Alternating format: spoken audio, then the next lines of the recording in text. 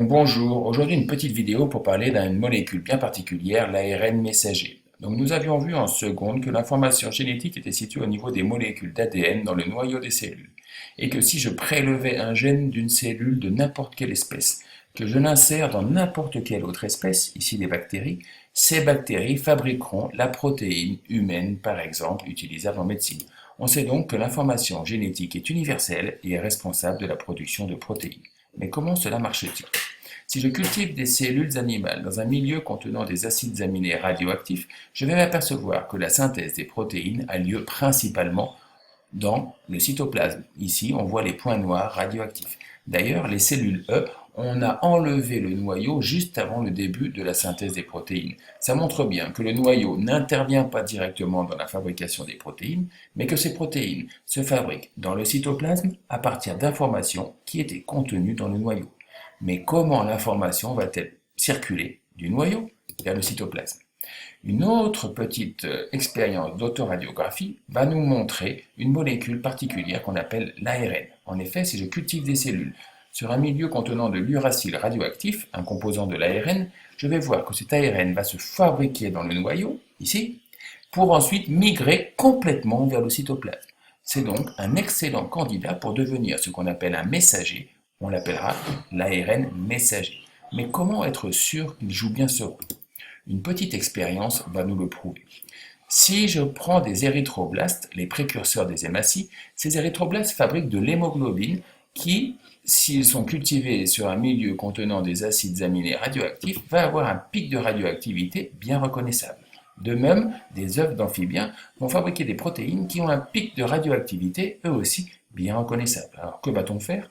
On va prendre de l'ARN messager contenu dans les érythroblastes et on va l'insérer dans des œufs d'amphibiens.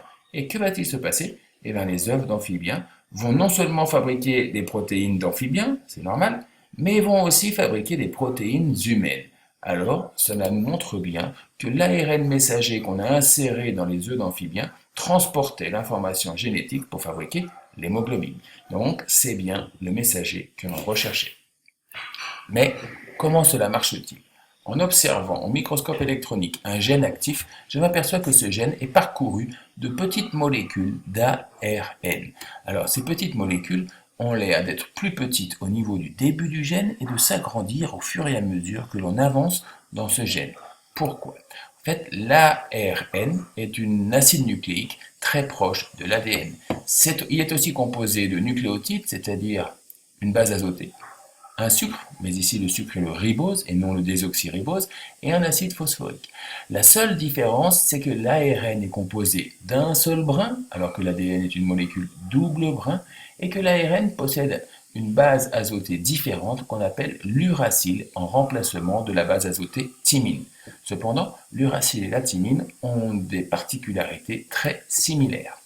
Alors, en observant au microscope électronique ces gènes actifs, on s'aperçoit qu'ils peuvent s'ouvrir, c'est-à-dire que la molécule d'ADN ici double brin va donner une molécule d'ADN simple brin et ici une molécule mixte ARN-ADN. Alors comment cela est-il possible? En fait, il existe une enzyme qu'on appelle l'ARN polymérase qui va ouvrir la molécule d'ADN et fabriquer par complémentarité une molécule simple brin d'ARN. Cette molécule simple brin aura la longueur du gène transcrit, c'est-à-dire sera une toute petite molécule par rapport à l'ADN, et pourra donc s'échapper du noyau par ce qu'on appelle les pores nucléaires, comme le prouve la radiographie suivante. On voit ici les molécules d'ARN messager radioactif sortir du noyau au niveau des pores nucléaires. En vous remerciant